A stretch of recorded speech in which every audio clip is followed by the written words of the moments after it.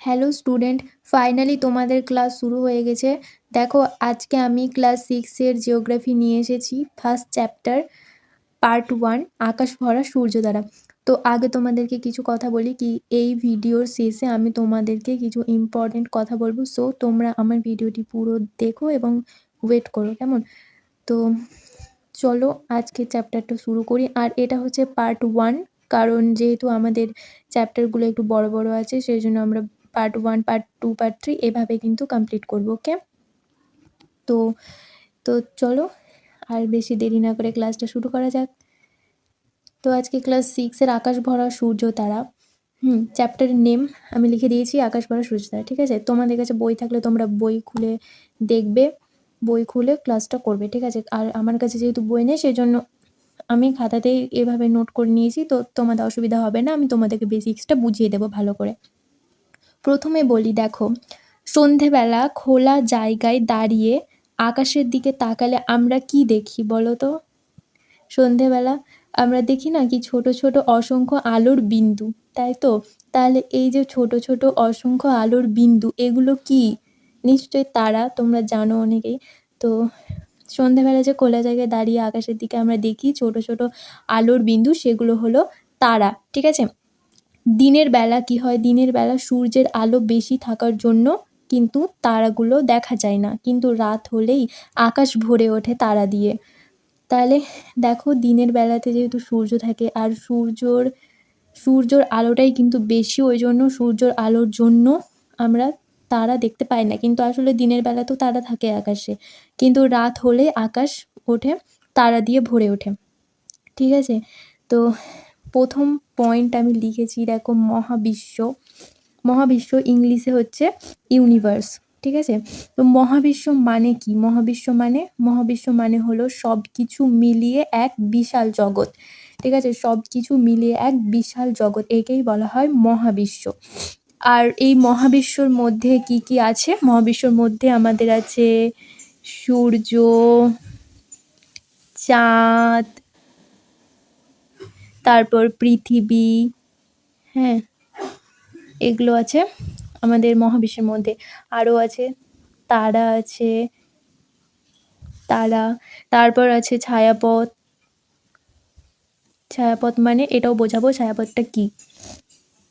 আর কি আছে বলো তো মহাবিশ্বের মধ্যে? সূর্য, চাঁদ, তারা, ছায়াপথ তো হলো, আরও কিন্তু অনেক জিনিস আছে, যেমন হচ্ছে তোমার গ্যাস আছে, ধূলিকণা আছে, এগুলো সব মহাবিশ্বের মধ্যে আছে একত্রিত হয়ে। ঠিক আছে, এগুলো সবই আছে। মানে দেখো, তোমাদেরকে সহজ এক্সাম্পল দিয়ে বোঝাচ্ছি, যেরকম মহাবিশ্ব ধরে নাও, মহাবিশ্ব হলো একটা বিশাল বাড়ি, মানে ধরো তোমার বাড়ি হলো একটা মহাবিশ্ব। ঠিক আছে, ওই বাড়ির মধ্যে কি কি থাকে? সব কিছুই থাকে, ঘর থাকে, তারপর ঘরের মধ্যে অনেক আসবাবপত্র জিনিস থাকে, তাই তো? তো যেরকম একটা বাড়ির ভেতরে অসংখ্য জিনিস থাকে, সেরকম এই মহাবিশ্বটা হচ্ছে সেম, সেরকম মহাবিশ্বর মধ্যেও এইসব রয়েছে, সূর্য, চাঁদ, পৃথিবী, তারা, ছায়াপথ, গ্যাস, ধূলিকণা, আরও অনেক কিছু রয়েছে। ঠিক আছে, কিছুটা আমি এক্সাম্পল দিলাম। তো বিজ্ঞানীদের মতে মহাবিশ্বের সৃষ্টি কবে হয়েছিল বলো তো? বিজ্ঞানীরা মনে করতো যে মহাবিশ্বের সৃষ্টি হয়েছিল প্রায় 13 থেকে 14 বিলিয়ন বছর আগে। লেখাটা একটু কষ্ট করে বুঝে নাও। তাহলে দেখো, অনেক যে বিজ্ঞানী ছিল আমাদের, ঠিক আছে, তারা অনেক কিছু করেছিল, অনেক গবেষণা করেছিল, তো তাদের মতে ওরা ভেবেছিল, তাদের মতে, হ্যাঁ, যে মহাবিশ্বটার সৃষ্টি কবে হয়েছিল? 13 থেকে 14 বিলিয়ন বছর আগে আমাদের মহাবিশ্ব বা ইউনিভার্সের সৃষ্টি হয়েছিল, ওরা মনে করে। ঠিক আছে, কারা? বিজ্ঞানীরা। তাহলে তোমাদের এক্সামে যদি আসে কোয়েশ্চেন যে মহাবিশ্ব মানে কি, মহাবিশ্ব মানে তাহলে কি হলো? সব কিছু মিলিয়ে এক বিশাল জগৎ। এর মধ্যে দেখো আছে সূর্য, চাঁদ, পৃথিবী, তারা, ছায়াপথ, গ্যাস, ধূলিকণা, প্রায় অসংখ্য অনেক কিছু আছে। ঠিক আছে, লিখে দিতে পারবে। তাহলে এটা বুঝে গেছো মহাবিশ্ব, তার মানে মহাবিশ্ব হয়ে গেল। তো চলো তারপরে কি আছে? নীহারিকা। এবার দেখবো নীহারিকা কি। নীহারিকা বা নেবুলা, ইংলিশে বলা হয় নেবুলা, বাংলাতে হচ্ছে নীহারিকা। নীহারিকা কি? দেখো, মহাবিশ্বে অনেক জায়গায় গ্যাস আর ধূলিকণার বিশাল মেঘ থাকে, অনেক জায়গায়। এই যে পুরো মহাবিশ্বে অনেক জায়গায় কি আছে? গ্যাস আর ধূলিকণা, বিশাল মেঘ আছে, এই গ্যাস ধূলির মেঘকেই বলা হয় নীহারিকা। ঠিক আছে, এখান থেকে আবার নতুন তারারা জন্ম নেয়, এই নীহারিকা থেকে নতুন তারা জন্ম নেয়। যেমন ধরো মেঘ থেকে বৃষ্টি হয়, ঠিক আছে, মেঘ হয়, মেঘ জমে তারপর তো বৃষ্টি হয়, তো মেঘ থেকে যেরকম বৃষ্টি হয় তেমনই নীহারিকা থেকে তারা তৈরি হয়। তাহলে এটা তোমাদের এক্সামে যদি আসে কি তারা কোথা থেকে জন্ম নেয়, তো এটা তোমরা কী হবে, নীহারিকা থেকে এটা লিখে দেবে। ঠিক আছে, তো নীহারিকা থেকে তারা জন্ম নেয়। তাহলে এটা হলো কি, নীহারিকা, যেরকম মেঘ থেকে বৃষ্টি হয় সেরকম নীহারিকা থেকে কিন্তু তারা জন্ম নেয়। নীহারিকা, গ্যাস, এক সেকেন্ড, হ্যাঁ, গ্যাস ও ধূলিকণার মেঘ, ধূলিকণার মেঘ, তেমনই নীহারিকা থেকে তারা তৈরি হয়, তেমনই নীহারিকা থেকে কি তৈরি হয়, তারা তৈরি হয়। ঠিক আছে, তাহলে তারা কোথা থেকে তৈরি হয়, নীহারিকা থেকে। যেরকম মেঘ থেকে আমাদের বৃষ্টি হয় সেরকম নীহারিকা থেকে হয় তারা তৈরি। বুঝতে পারলে? তাহলে নীহারিকাটা আমাদের হলো কমপ্লিট। এবার আসি ছায়াপথ বা গ্যালাক্সি। আচ্ছা, ছায়াপথ কি বলো তো? ছায়াপথ হলো অনেক অনেক তারা একসাথে মিলিয়ে তৈরি হয় ছায়াপথ। ঠিক আছে, মানে অনেক তারা আছে, ধরো ওই অনেক তারাগুলোকে একত্রিত করলে কিন্তু ছায়াপথ তৈরি হয়। যেরকম, আচ্ছা, আমাদের সূর্য, এটা ধরো সূর্য, আমি জাস্ট এক্সাম্পলের জন্য এঁকে দিলাম যেমন তেমন।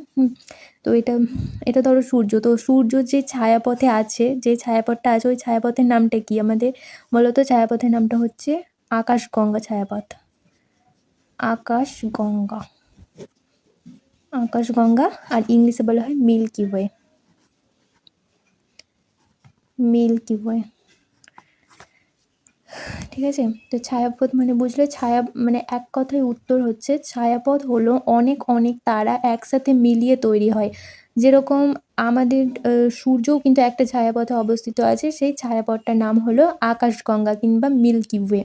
ঠিক আছে, তাহলে তোমাদের দেখো এক্সাম্পল দিচ্ছি সহজভাবে এক্সাম্পল। ছায়াপথ হলো তারাদের পরিবার, যেরকম তোমার পরিবার আছে, তোমার পরিবারে মা বাবা ভাই বোন সবাই আছে, সেরকম হচ্ছে কি ছায়াপথটা হচ্ছে তারাদের পরিবার। ঠিক আছে, যেরকম ধরো আমাদের বললাম আমাদের ছায়াপথ কি, আকাশগঙ্গা, মানে সূর্য যে ছায়াপথে আছে সেটা হলো আকাশগঙ্গা বা মিল্কি ওয়ে। সেরকম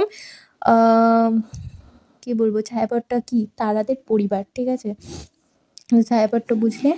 তো আজকে ক্লাস এতটাই পর্যন্ত। আজকে আমাদের ফার্স্ট ক্লাস, তাই আমরা অল্পই জানলাম। ঠিক আছে, আর যে ইম্পর্টেন্ট কথাটা তোমাদেরকে বলছিলাম সেটা হচ্ছে, তোমরা তো সবাই জানো যে 27শে ডিসেম্বর থেকে 2 জানুয়ারি পর্যন্ত আমি অফার রেখেছিলাম ফ্রি নোটসের। তো যেহেতু কালকে আমি তোমাদের ক্লাস আপলোড দিতে পারিনি, তাই সেটা চেঞ্জ হয়ে 28 তারিখ থেকে 3 তারিখ হয়ে গেল। ঠিক আছে, মানে আজকে থেকে 3 তারিখ পর্যন্ত তোমাদের এই অফারটা আছে। তো আমার ক্লাসটি করার পর তোমরা যদি কেউ আমাকে ইনস্টাগ্রামে মেসেজ করো তাহলে কিন্তু তারা ফ্রি নোট পাবে। চ্যাপ্টার শেষ হওয়ার পরে কিন্তু আমি নোট নিয়ে আসবো। তো যারা যারা আমাকে এই দিনগুলোর মধ্যে মেসেজ করবে 28শে ডিসেম্বর থেকে 3 জানুয়ারির মধ্যে, তারাই কিন্তু ফ্রি নোট পাবে, শুধু তারাই। ঠিক আছে, তো ভিডিওটি কেমন লেগেছে আজকে প্রথম ক্লাস, তো অবশ্যই লাইক কমেন্ট করবে। আর হ্যাঁ, যদি তোমাদের কিছু ডাউট থাকে তো আমাকে কমেন্টে জানাবে, আর অবশ্যই কিন্তু ভালো লাগলে বন্ধুদের সাথে শেয়ার করে দেবে, কেমন? আর আজকে আমার ফার্স্ট ডে, ওই জন্য হয়তো সাউন্ড আর ভিডিও প্রবলেম হয়েছে, তো নেক্সট বার থেকে সেটা আমি খেয়াল রাখবো। ভিডিও কোয়ালিটি এবং সাউন্ড সব কিন্তু আস্তে আস্তে ঠিক হয়ে যাবে। আমিও ট্রাই করব তোমাদের জন্য সবচেয়ে সেরাটা দিতে, আর তোমরাও কিন্তু অবশ্যই আমার পাশে থেকো। তো চলো, আজকে ক্লাস এখানেই শেষ। May God bless you all.